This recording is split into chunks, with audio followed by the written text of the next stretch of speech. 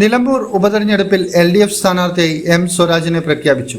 CPM സംസ്ഥാന secretary MV ഗോവിന്ദനാണ് സ്ഥാനാർത്ഥിയെ പ്രഖ്യാപിച്ചത്.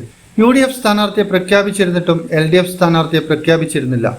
ബന്ധമുള്ള രാഷ്ട്രീയ നീക്കങ്ങൾക്കിടെയാണ് CPMന്റെ പ്രഗത്ഭനായ നേതാവിനെ നിലമ്പൂരിൽ സ്ഥാനാർത്ഥിയാക്കുന്നത്.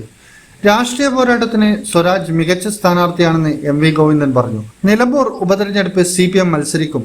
രാഷ്ട്രീയ പ്രാധാന്യമുള്ള മണ്ഡലമാണ്. സഖാവ് കുഞ്ഞാലിയുടെ നാട്. PV അൻവർ ഇടതുമുന്നണിയെ വഞ്ചിച്ചു. അൻവർ ഒറ്റുകൊടുത്തു. രാഷ്ട്രീയ യൂദാസാണ് അൻവർ. കാല് പിടിക്കുമ്പോൾ മുഖത്ത് ചെളിവാരി എറിയുന്നു എന്നാണ് അൻവർ UDFനെ കുറിച്ച് പറഞ്ഞത്. അൻവറിന്റെ ദയനീയ ചിത്രം കേരളം കാണുന്നുണ്ട്. രാഷ്ട്രീയ പോരാട്ടമാണെന്നും MV ഗോവിന്ദൻ പറഞ്ഞു. സ്വരാജ് നിലമ്പൂരിൽ സമ്മതനാണ്. പാർട്ടിയാണ് സ്ഥാനാർത്ഥി ആരെയെന്ന് തീരുമാനിക്കുന്നതെന്നും MV ഗോവിന്ദൻ പറഞ്ഞു.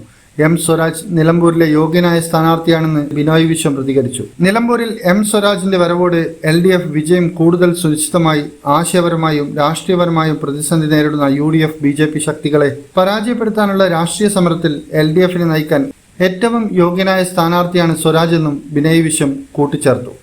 സ്വരാജ് നല്ല സ്ഥാനാർത്ഥിയാണെന്നും മിടുക്കനായ ചെറുപ്പക്കാരനാണെന്നും മന്ത്രി K. കൃഷ്ണൻകുട്ടിയും പറഞ്ഞു. പൊളിറ്റിക്കൽ ഡെസ്ക്, ഇന്നറിയാൻ ന്യൂസ് കേരള.